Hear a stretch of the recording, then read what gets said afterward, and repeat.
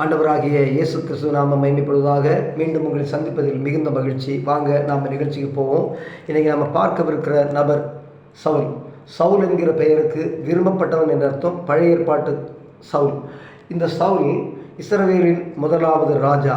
இஸ்ரவேலின் முதலாவது ராஜாவாக அபிஷேகம் பண்ணினவர் சாமுவேல் தீர்க்கதரிசி. 1 சாமுவேல் புத்தகம் 11ஆம் அதிகாரம் 1 முதல் 15 வசனங்களில் இந்த காரியங்கள் குறிப்பிடப்பட்டிருக்கிறது.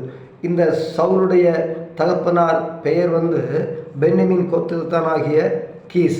சரி, பிரியமானவர்களே, இந்த சவுல் நல்ல பராக்கிரமசாலி அப்படி சொல்லலாம். ஏன்னா இவர் சிங்கத்தை போல பலம் வாய்ந்தவர், கழுகை போல வேகமுடையவர் என்று சொல்லி 2 சாமுவேல் புத்தகம் 1ஆம் அதிகாரம் 23ஆம் வசனம் சொல்லப்பட்டிருக்கிறது. அது மாத்திரமல்ல, 1 சாமுவேல் புத்தகம் 9ஆம் அதிகாரம் 2ஆம் வசனத்தில் இவர் நல்ல உயரமானவர். அந்த ஊரில் இருந்த அத்தனை பேருமே இந்த சவுலுக்கு தோளுக்கு கீழே தான் இருப்பாங்களாம். அந்த அளவுக்கு உயரமானவர் பாருங்க. அது மட்டுமல்ல, நல்ல அழகானவர், சௌந்தரியம் உடையவர் என்று சொல்லப்பட்டிருக்கிறது. சரி பிரியமானவர்களே, இவரை கர்த்தர் அபிஷேகம் பண்ண சொல்லி சாமுவேல்கிட்ட அனுப்புகிறாரு, அபிஷேகம் பண்ணுறாரு. இவர் 40 ஆண்டு காலம் இஸ்ரவேல் தேசத்தை அரசாளுகிறார். அதில் 2 வருஷம்தான் ஒழுங்காக அரசாண்டார். மீதி 38 வருஷமும் ஒரே குளறுபடி தான். பிரியமானவர்களே, பதவி வந்தால் பணிவு வரணும், இது அவர்கிட்ட கிடையாது.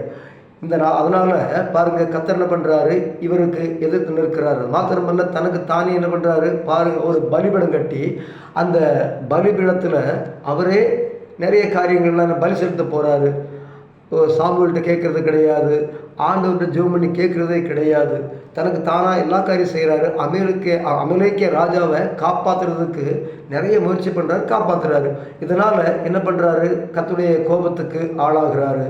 அது மாத்திரமல்ல, ஆலோசனை கேட்பதுக்கு என்ன பண்ணுறாரு, 1 சாமுவேல் புத்தகம் 28ஆம் அதிகாரத்தில் சூனியக்காரியை நாடி செல்லுகிறார் சொல்லப்பட்டிருக்கிறது. நீதிமொழிகள் புத்தகம் 15ஆம் அதிகாரம் 33ஆம் வசனம் சொல்லுது, மேன்மைக்கு முன்னானது தாழ்மை என்று சொல்லி. அது மாத்திரமல்ல பிரியமானவர்களே, இவருடைய பெயர் புதிய ஏற்பாட்டில் ஒரே ஒரு இடத்தில் மட்டுமே குறிப்பிடப்பட்டிருக்கிறது. அப்போஸ்தலர் 13ஆம் அதிகாரம் 21ஆம் வசனத்தில் சொல்லப்பட்டிருக்கிறது. வேதம் தெளிவாக சொல்லுகிறது பிரியமானவர்களே, நாம் கர்த்தரோடு இருந்தால் கர்த்தரும் நம்மோடு இருப்பார். அது மாத்திரமல்ல, கர்த்தரை விட்டு தூரமாய் போனால் நாம் சோரம் போவோம். நாம் கற்றுக்கொள்ளக்கூடிய பாடம், கர்த்தரை விட்டு விலகாதிருப்போம். மாத்திரமல்ல, மேன்மையை பெற்றுக்கொள்ளும்படியாக கர்த்தரோடு இணைந்திருப்போம். நாளை வேறு ஒரு நபரை ஆண்டவர் இயேசுவின் நாமத்தில் அறிமுகப்படுத்த ஆசீர்வதிப்பார். ஆமென்.